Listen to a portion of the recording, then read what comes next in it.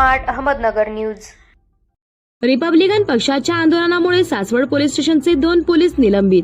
Purandar Saswad police station हद्दीतील सर्व प्रकारचे अवैध धंदे बंद करण्यात यावे या मागणीसाठी Republican party of India Athawale श्रमिक ब्रिगेड व रिपब्लिकन पक्षाच्या वतीने रिपब्लिकन श्रमिक ब्रिगेडचे प्रदेश सरचिटणीस विष्णुदादा भोसले, रिपब्लिकन पक्षाचे पुरंदर तालुका अध्यक्ष बळीराम सोनवणे, रिपब्लिकन श्रमिक ब्रिगेडचे तालुका अध्यक्ष कालिदास सुबाळे यांनी उपविभागीय पोलीस अधिकारी भोर विभाग सासवड यांच्या कार्यालयासमोर सोमवार दिनांक 21 एप्रिल सकाळी ठीक 11 वाजता बेमुदत उपोषण सुरू केले होते। या आंदोलनामुळे सासवड पोलीस स्टेशनचे 2 पोलीस कर्मचारी निलंबित करण्यात आले आहे।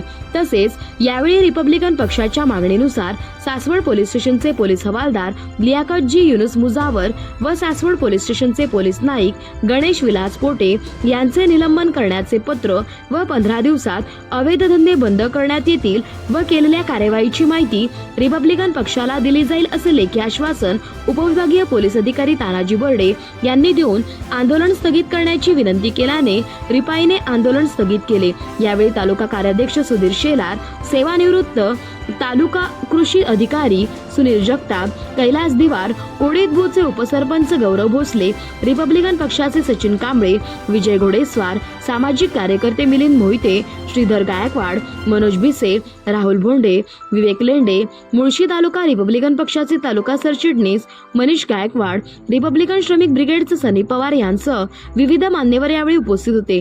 सदर आंदोलनास बहुजन हक्क परिषदेचे संस्थापक अध्यक्ष सुनील तात्या धिवार, भारतीय जनता पक्षाचे तालुका उपाध्यक्ष अमोल जगताप, पुरोगामी संघर्ष परिषदेचे मनोज भिसे, कोडीद खुर्दचे माजी सरपंच विशाल कांबळे, कोडीदबूचे माजी सरपंच बापूसाहेब बडदे, सामाजिक कार्यकर्ते महादेव भोंडे यांनी जाहीर पाठिंबा दिला। या आंदोलनात रिपब्लिकन श्रमिक ब्रिगेडचे प्रदेश नेते शकूरभाई शेख, रिपब्लिकन श्रमिक ब्रिगेड पश्चिम महाराष्ट्राचे अध्यक्ष पुरुषोत्तम पवार, आसिफभाई शेख, वेनिला पवार, नूरजहां पठाण यांसह विविध पदाधिकारी आणि सहभाग घेतला होता।